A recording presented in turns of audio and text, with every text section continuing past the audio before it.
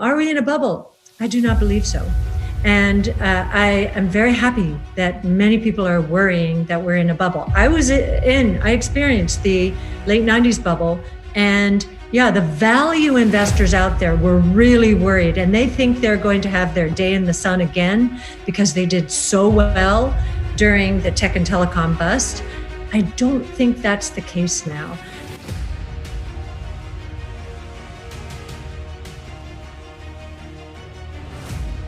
We're at prime time for those 5 platforms now and those 14 technologies. And we've just begun. And they're going to be very disruptive and maybe destructive to a lot of value spaces.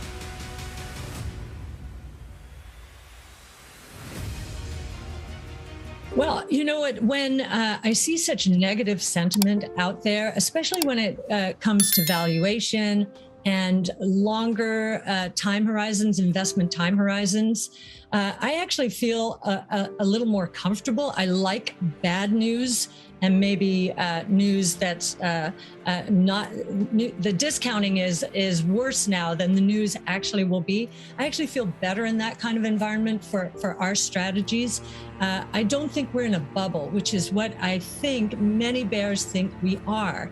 In a bubble, I don't think the wrapper matters that much. I think our research is the differentiator. And the way we've set up our research department is a differentiator. Unlike traditional asset management firms, our analysts do not follow sectors. They follow technologies, the 14 different technologies that I mentioned involved in these 5 major innovation platforms. So they are technology specialists, and they are generalists when it comes to sectors. And I remember the late 90s. Our strategy would have been cheered on, rah, rah, rah, go get them, right? And you remember the leapfrogging of analysts making estimates, one higher than the other, price targets one higher than the other. We have nothing like that right now. In fact, you see a lot of IPOs or SPACs coming out and falling to earth. We couldn't be further away from a bubble. And the reason for that is the innovation around which we have centered our research. These 5 platforms, DNA sequencing, robotics, energy storage, artificial intelligence, and blockchain technology, are barely off the ground. The seeds for all of these platforms were planted in the 20 years that ended in the tech and telecom bust and ended in tears. And there's a lot of muscle memory around that. But that's not what's going on right now. The seeds planted back then are beginning to flourish now. And it's just beginning with 5 platforms involving 14 different technologies, all of which are about to experience S-curves and feed one another's S-curves. I don't think the market's ready for this. That's what I meant. We've dedicated our research and investing to innovation because we think we've never been at a more provocative time for innovation in history. Are we in a bubble? I do not believe so.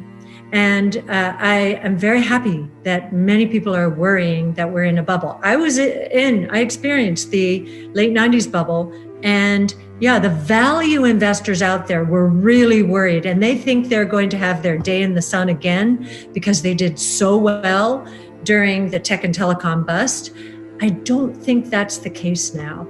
So we have a very good idea based on our analysis of these technologies and Wright's Law. Wright's Law, we've centered our research around it. Wright's Law is a relative of Moore's Law, but Moore's Law is a function of time. Wright's Law is a function of units. And Wright's Law has worked better in the semiconductor industry recently than Moore's Law has. So we think that's a very important gauge of how quickly these costs are going to decline over time. And we also pay a lot of attention to price elasticity of demand. At what point in this cost or price decline trajectory will new sectors open up to these new technologies? I think that the seeds for what we're experiencing now were planted back then. Too much capital chased those opportunities, too soon, after there were too few opportunities, and the technologies weren't right, the costs were way too high. We're at prime time for those 5 platforms now and those 14 technologies. And we've just begun. And they're going to be very disruptive and maybe destructive to a lot of value spaces. Not everyone, but anyone looking at price to book, watch out for that book. It may disappear because of disruptive innovation.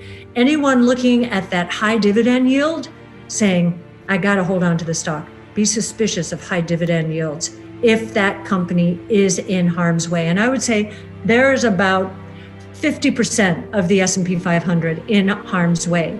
Why don't we? I think we're in a bubble because if you look at equity flows since the beginning of 2018, and remember, we had a big market in 2017, so you'd have expected flows to really start to gush. What has happened since then is there's been net liquidation. If you just look at ETFs and mutual funds, there's been a liquidation to the tune of $350 billion if you take away share repurchases. Don't count those. And if you look at fixed income, there has been a net inflow of roughly $900 billion. So think about that, a $1.2 trillion gap there. I will not believe we are in a bubble, equities that is, until we see that relationship flip. And so I think what we are able to see is our exponential growth trends that are not priced into the market. I'll give you the easiest example. Last year, EV sales were 2.2 million units around the world. We think based on the declining costs of battery pack systems, that electric vehicle prices will drop below gas-powered prices in a year or so. They're already lower from a total cost of ownership point of view. So we think that 2.2 million will be 40 million in 5 years, in 2025, not even 5 years. No one is forecasting that. So the starting point from the top down, using Wright's law, getting a sense of how quickly the costs associated with these technologies are falling, and how quickly, therefore, they will be taken up by more and more sectors and industries over time.